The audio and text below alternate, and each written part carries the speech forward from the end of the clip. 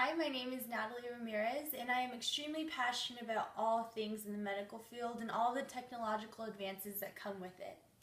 For instance, what are some of the words that come to mind when you think of surgery? Anesthesia, blood, knives, stitches, recovery time. These are all some pretty heavy words that come along with this procedure. However, I just recently learned about laser machines that surgeons use to eliminate some of the recovery time, minimize blood loss, and damage to surrounding tissues. I am a laser technician and I help these surgeons use these laser devices during the surgery, and I also make sure that everyone in the operating room is safe during the procedure.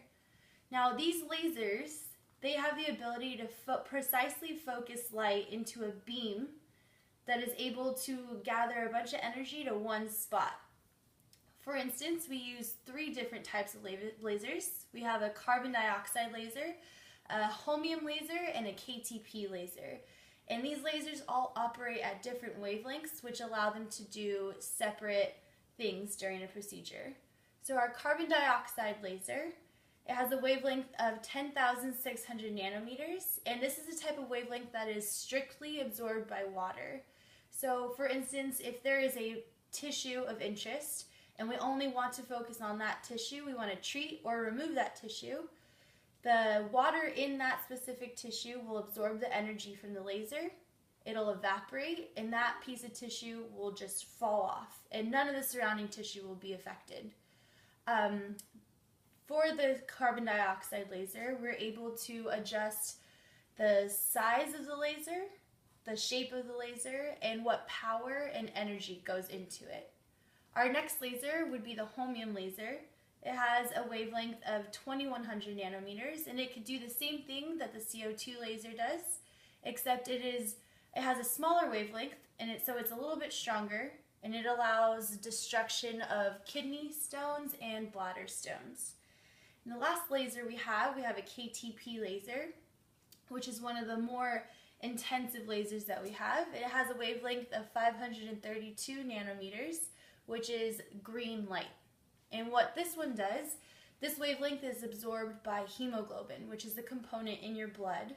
So again, if there is a particular mass of interest while using this laser, the laser will be directed at the mass and only absorbed by the blood.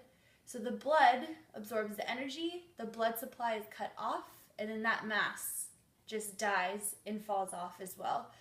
Again, minimizing damage to the surrounding tissue. One of the really big advantages to using these lasers as opposed to a scalpel or a knife by a surgeon is that it is much more precise and there's a lot more control that goes behind it. Like I said, you can control the shape, the size, the power, and how much energy is put in behind these lasers, as opposed to a scalpel or a knife is just the only control that a surgeon has is with its hand. And there's just one size of the scalpel, not control of depth, so the lasers are a lot more precise.